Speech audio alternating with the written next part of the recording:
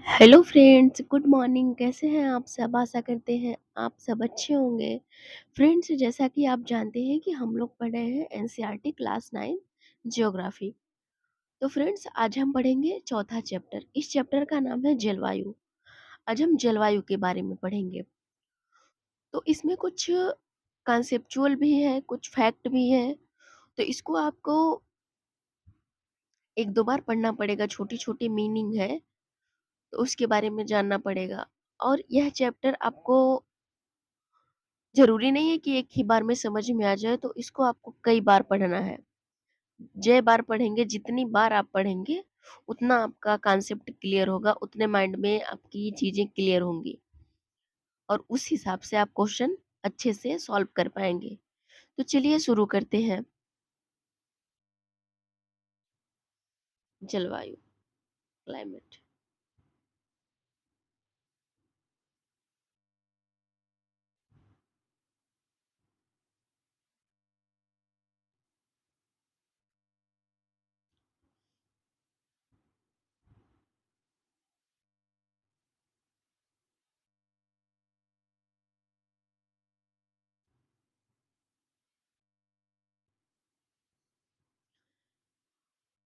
पिछले 2 अध्यायों में आप हमारे देश की असलाकृतियों एवं अफ़वाह के बारे में पढ़ चुके हैं।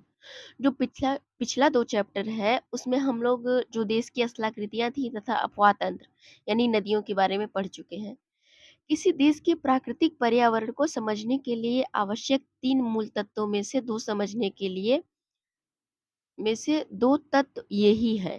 यानी 3 तत्वों में से 2 तत्व यही हैं जो कि हम पढ़ चुके हैं। इस अध्याय में आप तीसरे तत्व अर्थात हमारे देश की वायुमंडलीय अवस्था के बारे में पढ़ेंगे। हम दिसंबर में ऊनी वस्त्र क्यों पहनते हैं अथवा के मई का महीना गर्म एवं असुविधाजनक क्यों होता है? यह जून एवं जुलाई में वर्षा क्यों होती है? यह जून और जुलाई में वर्षा क्यों होती है? इन सभी प्रश्नों के उत्तर आप भारत की जलवायु का अध्ययन करके जान सकते हैं। यानी हमें मौसम की जानकारी, उसके बाद जो ऋतुएँ हैं, उनकी जो ऋतुओं में परिवर्तन है, इसकी जानकारी हमें जलवायु के माध्यम से ही मिलेगी। इसलिए हमें जलवायु को जानना बहुत आवश्यक है। चलिए,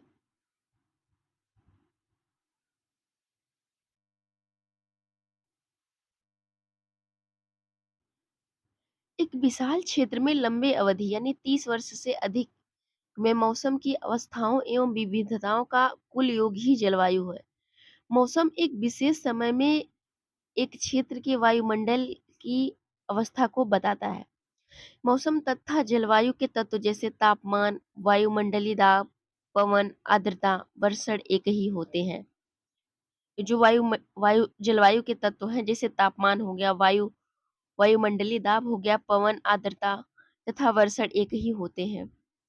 आपने अवश्य ध्यान दिया होगा कि मौसम की अवस्था प्रायः एक दिन में कई बार बदलती है, लेकिन फिर भी कुछ सप्ताह, महीना वायुमंडलीय अवस्था लगभग एक ही समान बनी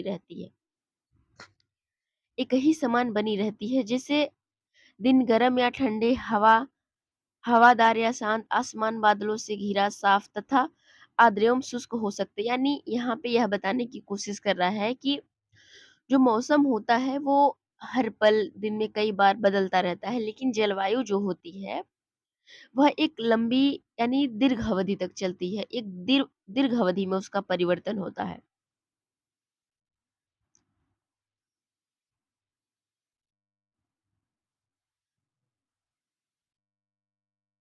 महीनों की औसत वायुमंडलीय अवस्था के आधार पर वर्ष को ग्रीष्म या शीत वर्षा ऋतुओं में विभाजित किया गया है। विश्व के अनेक जलवायु प्रदेशों में बांटा गया है। क्या आप जानते हैं कि भारत की जलवायु कैसी है तथा ऐसा क्यों? इस संबंध में आप इस अध्याय में पढ़ेंगे। यानी इन सब प्रश्नों का उत्तर हमें इस अध्याय में मिल जाएगा।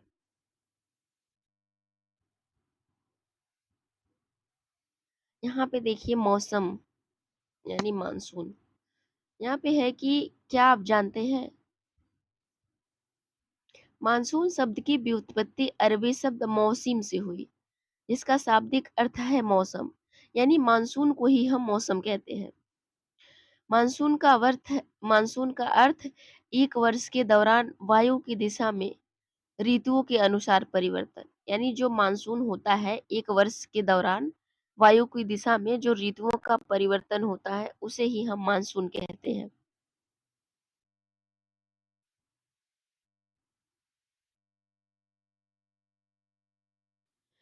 भारत की जलवायु को मानसूनी जलवायु कहा जाता है।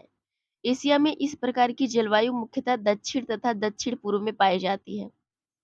सामान्य प्रतिरूप में लगभग एकरूपता होते हुए भी देश की जलवायु अवस्था में स्पष्ट प्रादेशिक विभिन्नताएं हैं। आइए हम दो महत्वपूर्ण तत्व तापमान तथा वर्षण को लेकर देखें कि एक स्थान से दूसरे स्थान पर तथा एक मौसम से दूसरे मौसम में इनमें किस प्रकार की भिन्नता है। गर्मियों में राजस्थान के मरुस्थल में कुछ स्थानों का लगभग तापमान 50 सेल्सियस तक पहुंच जाता है, जबकि जम्मू कश्मीर के पहलगाम में तापमान लगभग 20 डिग्री सेल्सियस रहता है। सर्दी की रात में जम्मू कश्मीर में द्रास का तापमान -45 डिग्री सेल्सियस तक हो सकता है, जबकि तिरुवनंतपुरम में यह 22 डिग्री सेल्सियस हो सकता है। यानी अलग अलग स्थान पर अलग अलग तापमान का होना।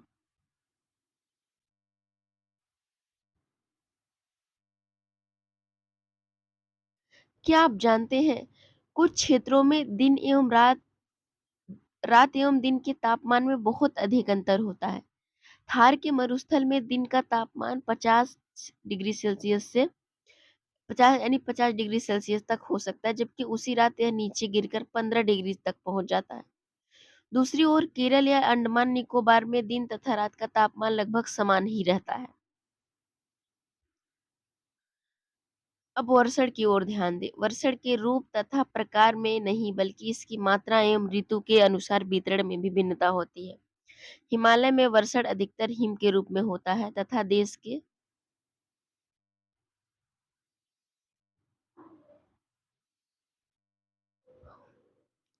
के शेष भाग में यह वर्षा के रूप में होता है। वार्षिक वर्षण में भिन्नता मेघालय के 400 सेंटीमीटर से लेकर लद्दाख एवं पश्चिमी राजस्थान में 100 सेंटीमीटर से भी कम होती है। देश के अधिकतर भागों में जून से सितंबर तक वर्षा होती है, लेकिन कुछ क्षेत्रों जैसे तमिलनाडु तट पर अधिकतम वर्षा अक्टूबर एवं नवंबर में होती है। सामान्य रूप से तटीय क्षेत्रों के तापमान में अंतर कम होता है। देश के आंतरिक भागों में मौसमी तथा ऋतुनिष्ठ अंतर अधिक होता है। उत्तरी मैदान में वर्षा की मात्रा सामान्यतः पूर्व से पश्चिम की ओर घटती जाती है। जो उत्तरी मैदान में वर्षा की मात्रा होती है पूर्व से पश्चिम की ओर घटती जाती है। ये भिन्नताएं लोगों के जीवन में विविधता लाती है, जो उनके भोजन एवं वस्त्र घरों के प्रकार में दिखती है। यानी लोगों के बीच विविधता दिखाई पड़ती है इसलिए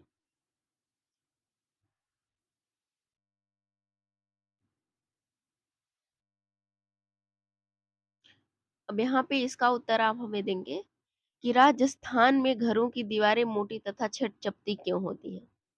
तराई तथा गोवा एवं मंगलौर में ढाल वाली छतें क्यों होती है, यानी असम में कुछ घर बांस के खंभों पर क्यों बने होते हैं। इसका आंसर आप हमें कमेंट बॉक्स में दीजिएगा।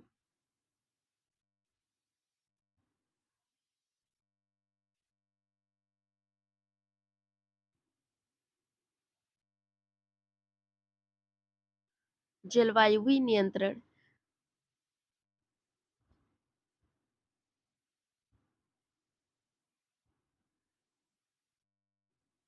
किसी भी क्षेत्र की जलवायु को नियंत्रित करने वाले 6 प्रमुख कारक हैं, यानी जलवायु को प्रभावित करने वाले प्रमुख कारक।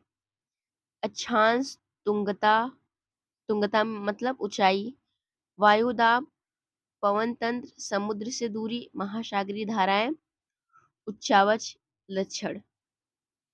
यानी ये 6 प्रकार है जो जलवायु को नियंत्रित करते हैं। चलिए आगे देखते हैं।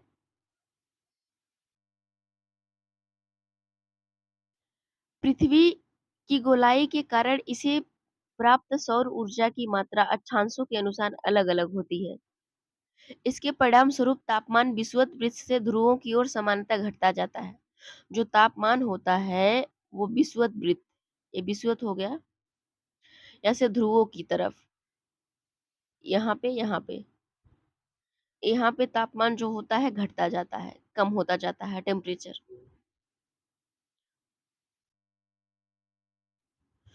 ध्रुवों की ओर सामान्यतः घटता जाता है। जब कोई व्यक्ति पृथ्वी की सतह से ऊंचाई की ओर जाता है, तो वायुमंडल की सघनता कम हो जाती है, तापमान घट जाता है। इसलिए पहाड़ियाँ गर्मी के मौसम में ठंडी होती हैं।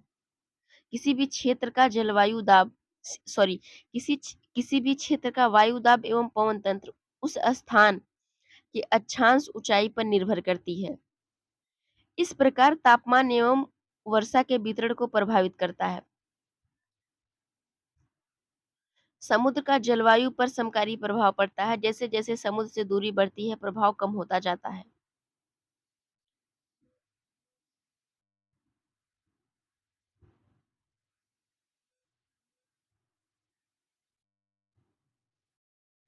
प्रभाव कम होता जाता है,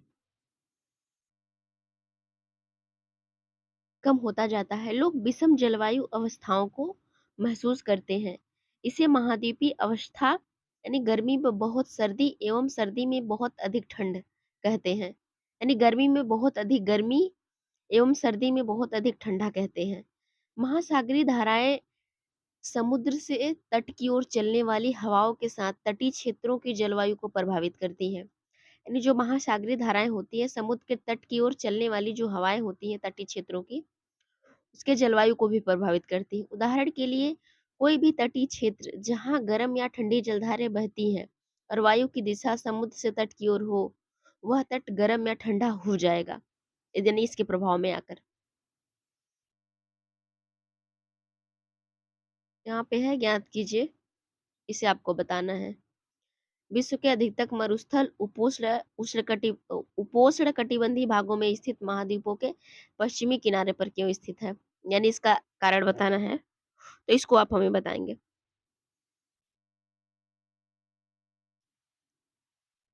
अंत में किसी स्थान की जलवायु को निर्धारित करने में उच्चावच की भी महत्वपूर्ण भूमिका होती है। ऊंचे पर्वत ठंडी अथवा गर्म वायु को अवरोधित करते हैं। जो ऊंचे पर्वत होते हैं ठंडी एवं गर्म वायु को अवरोधित करते हैं। यदि उनकी ऊंचाई इतनी हो कि वे वर्षा लाने वाले वायु के रास्तों को रोकने में सक्षम हो, तो ये उस क्षेत्र में वर्षा के कारण भी बन सकते हैं। पर्वतों के पवनाभिमुख ढाल अपेक्षाकृत सूखे रहते हैं। पवनाभिमुख ढाल जो होता है वह अपेक्षाकृत सूखा रहता है। अब भारत की जलवायु को प्रभावित करने वाले जो कारक थे, अब उनको एक तरफ से एक एक करके देखते हैं। पहले बात करते हैं अक्षांश की। कर्क एवं कर्कवृत्त देश के मध्य भाग यानी पश्चिमी में कच्छ केरल से लेकर पूर्व में मिजोरम से होकर गुजरती है।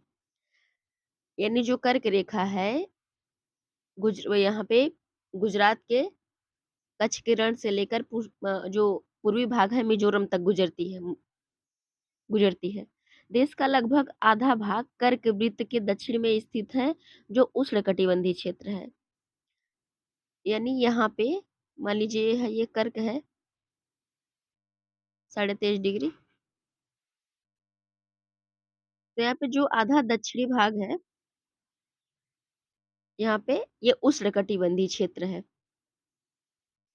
कर्क कर्क वृत्त के उत्तर में स्थित शेष भाग उपोष्णकटिबंधीय है। इसके ऊपर है वो उपोष्णकटिबंधीय है। इसलिए भारत की जलवायु में उष्णकटिबंधीय जलवायु एवं उपोष्णकटिबंधीय जलवायु दोनों प्रकार की विशेषताएं होती है।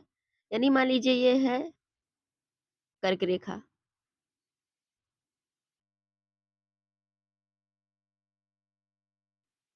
यहाँ पे यहाँ पे उपोष्णकटिबंधीय, यहाँ पे उष्णकटिबंधीय, यानी इन जो भारत की स्थिति है वहां पे दोनों प्रकार की जलवायु पाई जाती है, उपोष्णकटिबंधीय उष्णकटिबंधीय दोनों। बात करते हैं ऊंचाई की।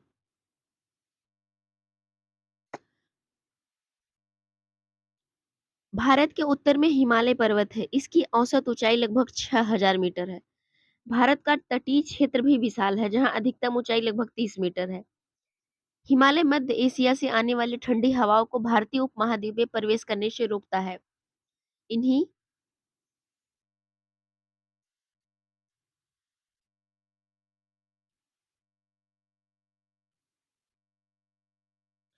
इन्हीं पर्वतों के कारण इस क्षेत्र में मध्य एशिया की तुलना में कम ठंड पड़ती है। यानी जो हिमालय पर्वत है, इस जो ये हवाओं को, मध्य एशिया से आने वाली हवाओं को रोक लेता है, इसके कारण यहाँ पे मध्य एशिया से कम ठंड पड़ती है, नहीं क्योंकि हवा इधर आ नहीं पाती है। अब बात करते हैं वायुदाब एवं पवन।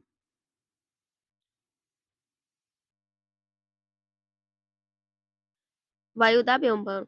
भारत में जलवायु संबंधी मौसमी अवस्थाएं निम्नलिखित वायुमंडलीय अवस्थाओं से संचालित होती हैं।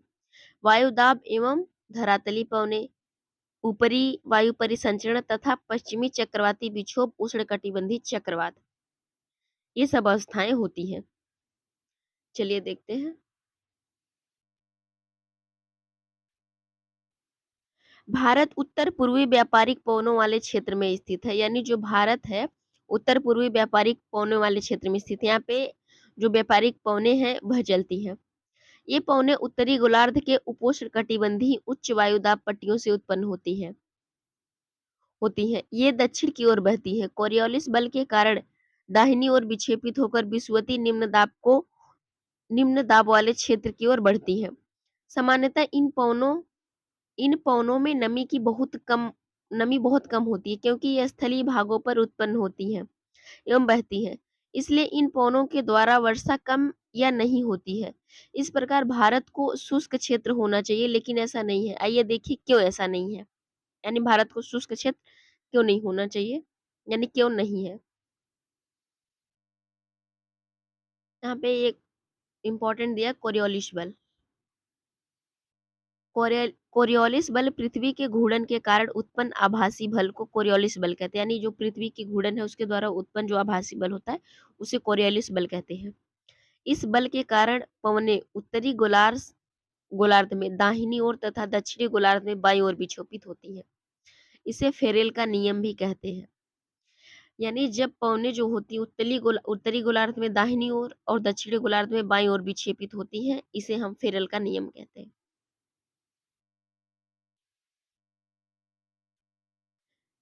भारत की वायु दाब एवं पवन तंत्र अद्वितीय है। शीत ऋतु में हिमालय के उत्तर में उच्च दाब होता है एवं इस क्षेत्र की ठंडी शुष्क हवाएं दक्षिण में निम्न दाब वाले महासागरीय क्षेत्र के ऊपर बहती हैं। ग्रीष्म ऋतु में आंतरिक एशिया एवं उत्तरी पूर्वी भारत के ऊपर निम्न दाब का क्षेत्र उत्पन्न हो जाता है। इसके कारण गर्मी के दिनों में वायु की दिशा पूरी तरह से परिवर्तित हो जाती है और वायु दक्षिण में स्थित हिंद महासागर के उच्च दाब वाले क्षेत्र में दक्षिण पूर्वी दिशा में बहते हुए विषुवत वृत्त को पार कर दाहिनी ओर मुड़ते हुए भारतीय उपमहाद्वीप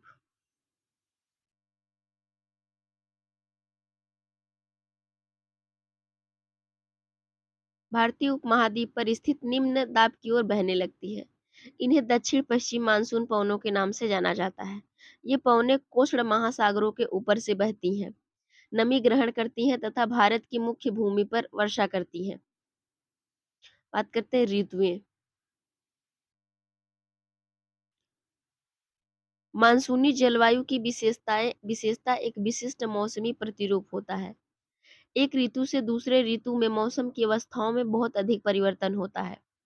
विशेषकर देश के आंतरिक भागों में ये परिवर्तन अधिक मात्रा में परिलक्षित होते हैं।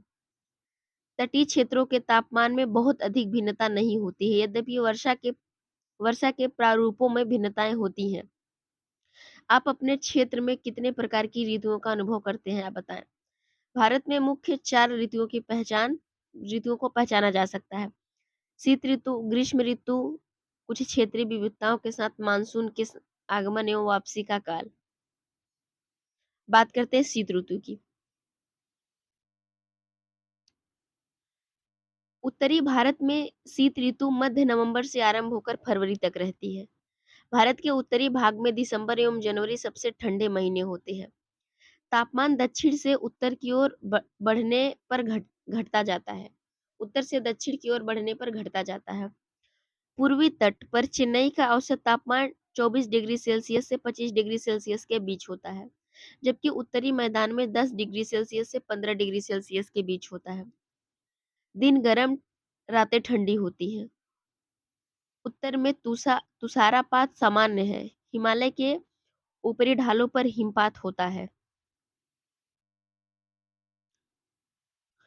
इस ऋतु में देश के उत्तर पूर्वी व्यापारिक पवनें प्रवाहित होती हैं।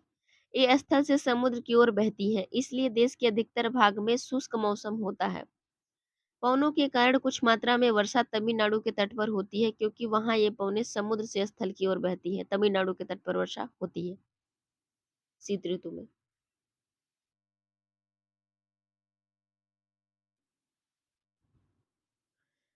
देश के उत्तरी भाग में एक कमजोर उच्च वायु दाब क्षेत्र बन जाता है, जिससे हल्की पवनें इस क्षेत्र से बाहर की ओर प्रवाहित होती है। उच्चावच से प्रभावित होकर ये पवन पश्चिम तथा उत्तर पश्चिम में गंगा घाटी में बहती है। सामान्यतः इस मौसम में आसमान साफ, तापमान एवं आर्द्रता कम एवं पवनें शिथिल तथा परिवर्तित होती रहती हैं। शीत ऋतु में उत्तरी मैदान में पश्चिम एवं उत्तर पश्चिम से चक्रवाती विक्षोभ का अंतर्प्रवाह विशेष लक्षण है। यह कम दाब वाली प्रणाली भूमध्य सागर एवं पश्चिमी एशिया के ऊपर उत्पन्न होती है तथा पश्चिमी पवनों के साथ भारत में प्रवेश करती है। इसके कारण शीतकाल में मैदानों में वर्षा होती है तथा पर्वतों पर हिमपात, जिसकी उस समय बहुत अधिक आवश्यकता होती है। यद्यपि शीतकाल में वर्षा, जिसे स्थानीय तौर पर महावट कहा जाता है,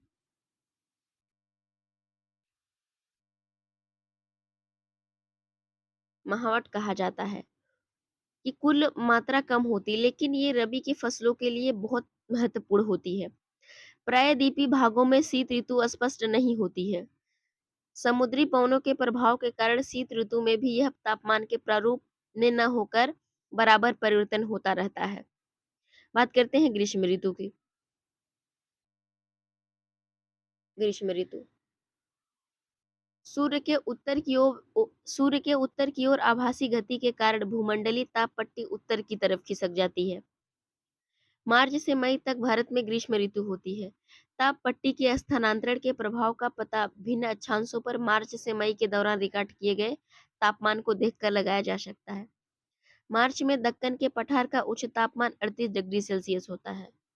अप्रैल में मध्य प्रदेश एवं गुजरात का तापमान 42 डिग्री सेल्सियस होता है। मई में देश के उत्तर पश्चिमी भागों का तापमान सामान्यतः 45 डिग्री सेल्सियस होता है। प्रायद्वीपीय भारत में समुद्री प्रभाव के कारण तापमान कम होता है, यानी अलग अलग क्षेत्रों में अलग अलग तापमान होता है। देश के उत्तरी भाग में ग्रीष्म काल में तापमान में वृद्धि होती है तथा वायु दाब में कमी आती है। मई के अंत में उत्तर पश्चिम में थार के रेगिस्तान से लेकर पूर्व एवं दक्षिण पूर्व में पटना एवं छोटा नागपुर पठार तक एक कम वायु दाब का लंबवत क्षेत्र उत्पन्न होता है। पवन तंत्र का परिसंचरण इस गर्त के चारों ओर प्रारंभ होता है।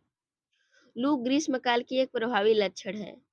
ये धूल भरी गर्म एवं शुष्क पवनें होती है, जो कि दिन के समय भारत के उत्तर एवं उत्तर पश्चिम क्षेत्रों में चलती है। कभी कभी ये देर शाम तक जारी रहती है। इस हवा का प्रभाव सीधा घातक भी हो सकता है। उत्तरी भारत में मई महीने के दौरान सामान्यतः धूल भरी आंधियां आती हैं। ये आंधियां अस्थायी रूप से आराम पहुंचाती हैं, क्योंकि ये तापमान को कम कर देती हैं। अपने साथ ठंडे समीर एवं हल्की वर्षा लाती है। इस मौसम में कभी कभी तीव्र हवाओं के साथ गरज वाली मूसलाधार वर्षा भी होती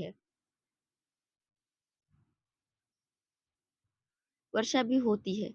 इसके साथ प्रायः हिमवृष्टि भी होती है। वैशाख के महीने में होने के कारण पश्चिम बंगाल में इसे काल बैसाखी कहता है, यानी जो लू है इसको हम काल बैसाखी कहते हैं पश्चिम बंगाल में। ग्रीष्म ऋतु के अंत में कर्नाटक एवं केरल में प्रायः पूर्वी मानसूनी वर्षा होती है। इसके कारण आम जल्दी पक जाते हैं, इसे आम्र वर्षा कहते हैं। यानी कर्नाटक एवं केरल में इसे आम्र वर्षा कहते हैं, इसके कारण आम जल्दी पक जाते हैं। अब वर्षा ऋतु या मानसून का आगमन, अब इसको देखते हैं।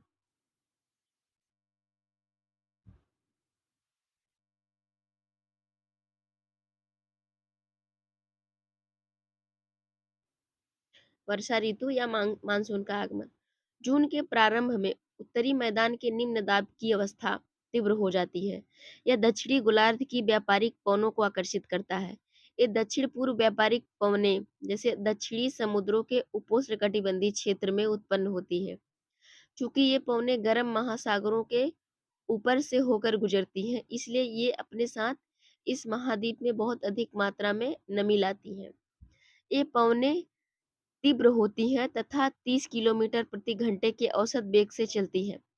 सुदूर उत्तर पूर्वी भाग को छोड़कर ये मौसमी पवनें देश के शेष भाग में लगभग 1 महीने में पहुंच जाती हैं।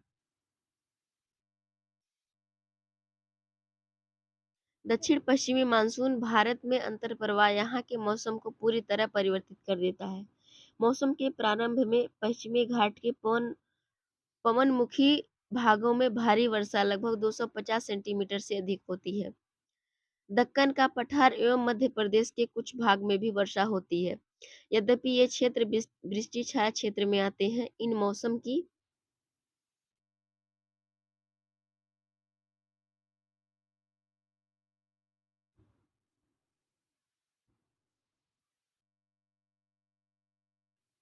मौसम की अधिकतर वर्षा देश के उत्तर पूर्वी भागों में होती है।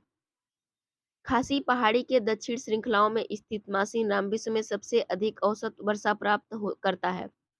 गंगा की घाटी में पूर्व से पश्चिम की ओर वर्षा की मात्रा घटती जाती है। राजस्थान एवं गुजरात के कुछ भागों में बहुत कम वर्षा होती है। मानसून से संबंधित एक अन्य परिघटना है वर्षा में विराम। इस प्रकार इसमें आर्द्र एवं शुष्क दोनों तरह के अंतराल होते हैं। दूसरे शब्दों में मानसूनी वर्षा एक समय में कुछ दिनों तक ही होती है। इसमें वर्षा रहित अंतराल भी होते हैं। मानसून में आने वाले विराम मानसूनी गर्त की गति से संबंधित होते हैं। विभिन्न कारणों से गर्त एवं इसका अक्ष उत्तर एवं दक्षिण की ओर खिसकता रहता है, जिसके कारण वर्षा का स्थानिक वितरण सुनिश्चित होता है। जब मानसून के गर्त का अक्ष मैदान के ऊपर होता है तब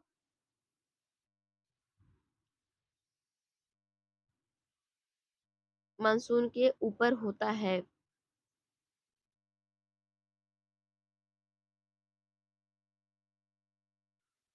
तब इन भागों में वर्षा अच्छी होती है। दूसरी ओर जब अक्ष हिमालय के समीप चला जाता है तब मैदानों में लंबे समय तक शुष्क अवस्था रहती है। तब हिमालय की नदियों के पर्वतीय जल ग्रहण क्षेत्रों में विस्तृत वर्षा होती है।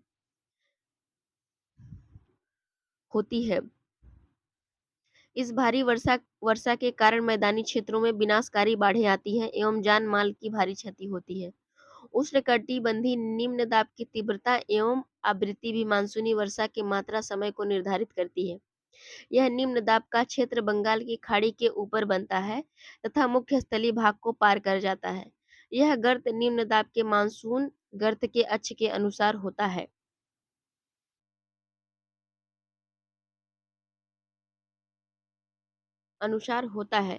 मानसून को इसकी निश्चितता के लिए जाना जाता है। शुष्क एवं आर्द्र स्थितियों की तीव्रता एवं आवृत्ति एवं समय काल में भिन्नता होती है। इसके कारण यदि एक भाग में बाढ़ आती है तो दूसरे भाग में सूखा पड़ता है। इसका आगमन एवं वापसी प्रायः अव्यवस्थित होता है। इसलिए यह कभी कभी देश के किसानों के कृषि कार्यों को अव्यवस्थित कर देता है। मानसून की वापसी या परिवर्तनीय मौसम। मानसून की वापसी या परिवर्तनीय मौसम अक्टूबर नवंबर के दौरान दक्षिण की तरफ सूर्य के आभासी गति के कारण मानसूनी गर्त या निम्न दाब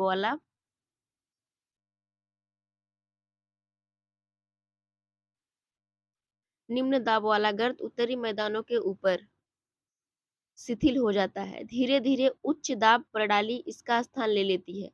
दक्षिण पश्चिमी मानसून शिथिल हो जाते हैं, धीरे धीरे पीछे की ओर हटने लगते हैं। अक्टूबर के प्रारंभ में मानसून पवनें उत्तर के मैदान से हट जाती हैं।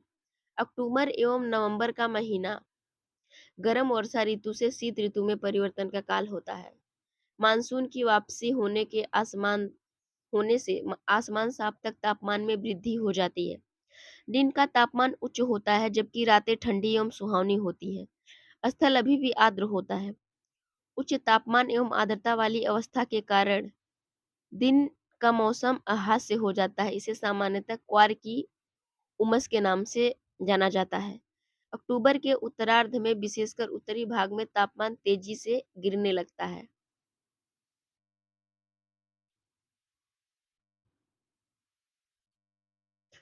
मशीनराम विश्व में सबसे अधिक वर्षा वाला क्षेत्र है।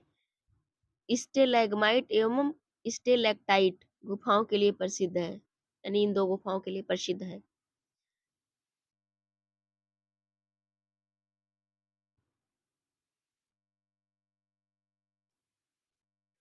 नवंबर के प्रारंभ में उत्तर पश्चिम भारत के उत्तर के ऊपर निम्न दाब वाली अवस्था बंगाल की खाड़ी पर स्थानांतरित हो जाती है। यह स्थानांतरण चक्रवाती निम्न दाब से संबंधित होता है, जो अंडमान सागर के ऊपर उत्पन्न होता है। चक्रवात सामान्यतः भारत के पूर्वी तट को पार करते हैं, जिसके कारण व्यापक एवं भारी वर्षा होती है। ये उष्णकटिबंधीय चक्रवात प्राय विनाशकारी होते हैं। गोदावरी, कृष्णा एवं कावेरी नदियों के सघन आबादी वाले डेल्टा प्रदेशों में अक्सर चक्रवात आते हैं, जिसके कारण बड़े पैमाने पर जान एवं माल की क्षति होती है। कभी कभी ये चक्रवात उड़ीसा, पश्चिम बंगाल एवं बांग्लादेश के तटीय क्षेत्रों में भी पहुंच जाते हैं। कोरोमंडल तट पर अधिकतर वर्षा इन्हीं चक्रवातों तथा अवदाब से होती है। वर्षा का वितरण यहाँ पे एक मैप दिया गया है, इसको देख लेते हैं।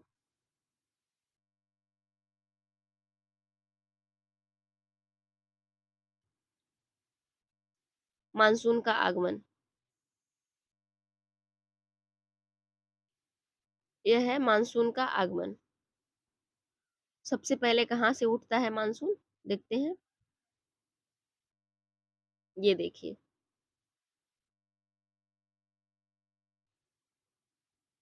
ये पश्चिमी घाट से, यहाँ से उठता है 1 जून से। ये इस पूरे क्षेत्र में मानसून उठता है। उसके बाद 5 जून तक इस पूरे क्षेत्र में वर्षा होती है। 10 से लेकर 10 जून तक लगभग पूरे भारत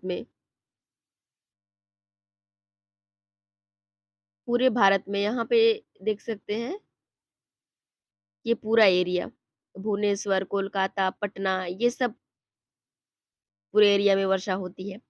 वैसे 15 जून तक, यहाँ पे देखिए जो 5 जून 1 जून है, ये सब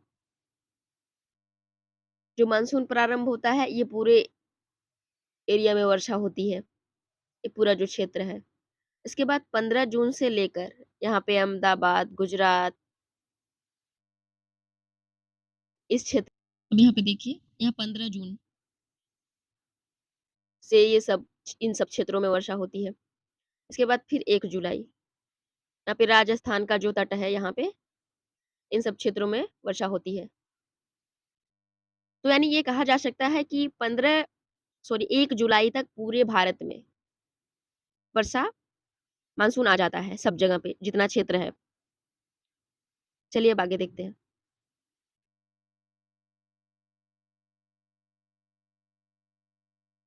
अब यहाँ पे दिया है कि एक मैप और है मानसून का अंत।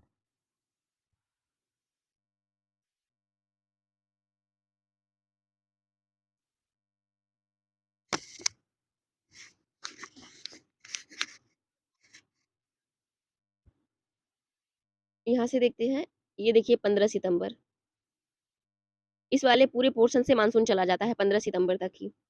इसके बाद यहाँ से 1 अक्टूबर, यहाँ से पूरे इस क्षेत्र में, यहाँ से मानसून चला जाता है 1 अक्टूबर तक। अब देखते हैं हम 15 अक्टूबर, 1 नवंबर, 15 नवंबर से इस पूरे एरिया से मानसून चला जाता है। अब आगे देखते हैं।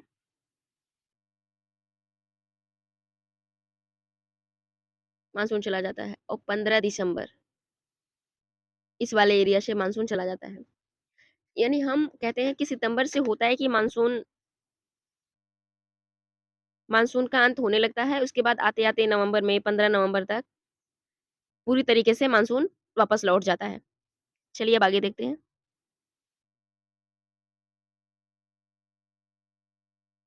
यहाँ पे देखिए वार्षिक वर्षा भारत में कितनी होती है। यहाँ पे देखिए ये 400 सेंटीमीटर से अधिक वर्षा होती है इस पोर्शन में, जो सबसे ज़्यादा नीला। ये पोर्शन में वर्षा होती है, ये यहाँ पे हो गया आपका पश्चिमी तट, यहाँ पे 400 सेंटीमीटर से अधिक वर्षा होती है, जो डार्क ब्लू कलर है। अब देखते हैं यहाँ पे 200 से 400 सेंटीमीटर वर्षा, यहाँ पे ये पूरा क्षेत्र 200 से 4 सेंटीमीटर वर्षा, 400 इस वाले क्षेत्र में वर्षा होती है। यानी यहाँ पे हम कह सकते हैं कि ये जो पूर्वी भाग है, जैसे त्रिपुरा, मिज़ोरम, मेघालय,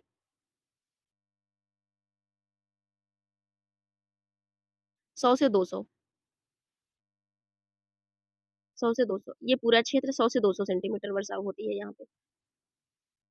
अब आते हैं 60 से 100, ये 60 से 100 जो पूरा क्षेत्र है।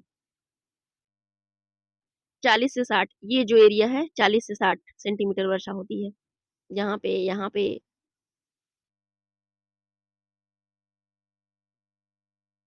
20 से 40 ये देखिए 20 से 40 बिल्कुल सफ़ेद है, 0 से 20 सेंटीमीटर वर्षा। तो इस तरीके से आप इस मैपिंग को देख के वहाँ पे जो आपका पॉलिटिकल या मैप होगा, फिजिकल मैप होगा, उसमें आप एक बार ध्यान से देखिएगा कि किस-किस क्षेत्र में वर्षा होती है, उसका नाम भी आप लिख सकते हैं। तो यहाँ पे एक डायग्राम के माध्यम से मोटी-मोटा बताया गया है, इसके लिए आपको मेहनत करनी पड़ेगी, किस क्षेत्र में कितनी वर्षा होती है। यहाँ पे अगर आप एक पॉलिटिकल मैप लेके बैठेंगे, तो वहाँ पे आप दर्शा सकते हैं, यानी कितना एरिया है, कितना इधर का है, तो इस हिसाब से आप देख सकते हैं। अब आगे चलते हैं। हम पढ़ रहे थे कि वर्षा का वितरण। पश्चिमी तट के भागों एवं पूर्वी भाग में लगभग 400 सेंटीमीटर से अधिक वर्षा होती है, किंतु पश्चिमी राजस्थान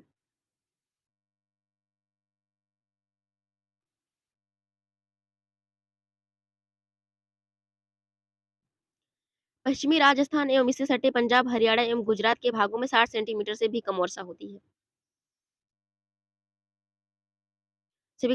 दक्षिणी पठार के आंतरिक भागों में सह्याद्री के पूर्व पूर्व में भी वर्षा की मात्रा समान रूप से कम होती है। इन क्षेत्रों में वर्षा की मात्रा कम क्यों होती है? जम्मू कश्मीर के लेह में भी वर्षा की मात्रा काफी कम होती है।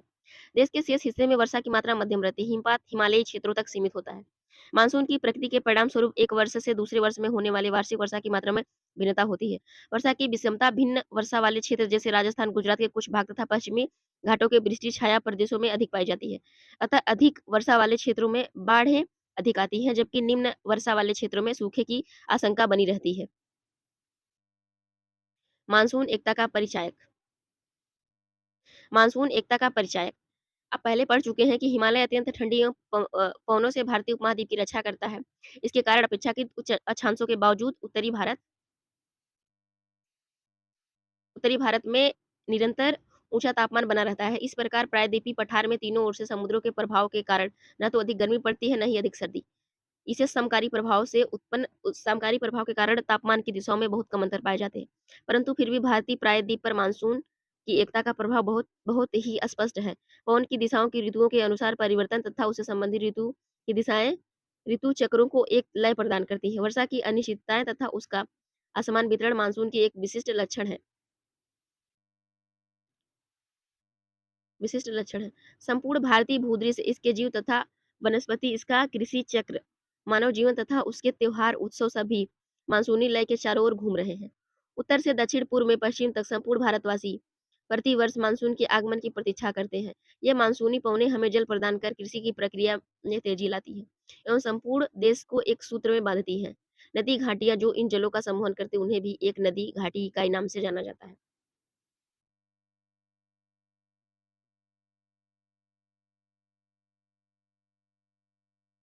चलिए देखते हैं। नीचे दिए गए यहाँ पे अभ्यास प्रश्न देख लेते हैं। नीचे दिए गए स्थानों में किस स्थान पर विश्व में सबसे अधिक वर्षा होती है? यहाँ पे हो जाएगा माशीनराम। ग्रीष्म ऋतु में उत्तरी मैदानों में बहने वाली पवन को क्या कहते हैं? ग्रीष्म ऋतु में उत्तरी मैदानों में बहने वाली पवन को क्या कहते हैं? तो इससे हो जाएगा लू। भारत में मानसून का आगमन निम्नलिखित में से कब होता है? तो इसका हो जाएगा जून के प्रारंभ में।